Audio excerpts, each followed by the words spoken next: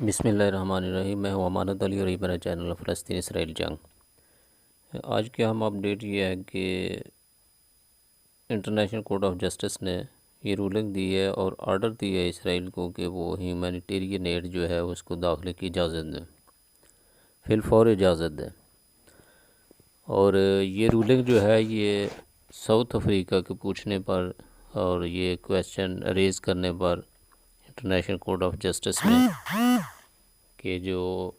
اسرائیل کو جو میسیج دیا گیا تھا، آرڈر دیا گیا تھا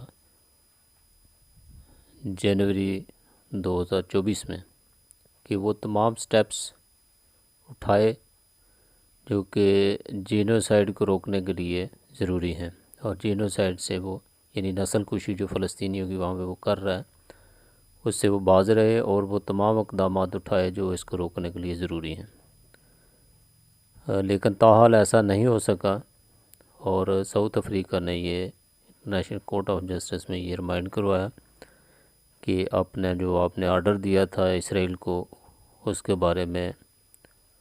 اس کو جو ہے وہ ایک ریمائنڈر دیا جائے۔ تو اس کے جواب میں انٹرنیشنل کورٹ آف جسٹس نے یہ رولنگ دی ہے جو ابھی میں نے پیچھے جس کا ذکر کیا۔ اور دوسری طرف جو اہم پیش رفت ہے وہ یہ ہے کہ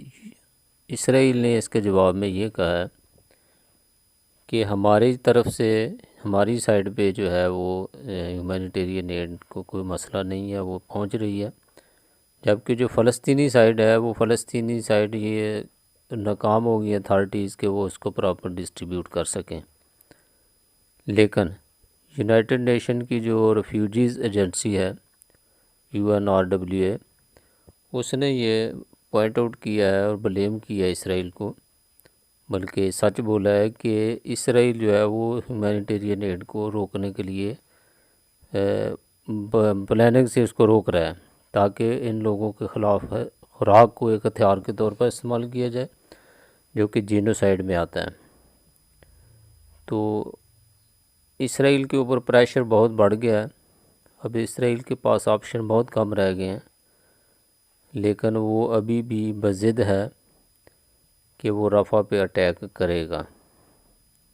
اور اس کا کہنا یہ ہے کہ یہ جو UN نے ریزولوشن پاس کی ہے اس کی وجہ سے جو حماس اور اسرائیل کے درمیان جو جنگ بندی کے لیے مذاکرات چل رہے تھے وہ کھٹائی میں پڑ گئے ہیں۔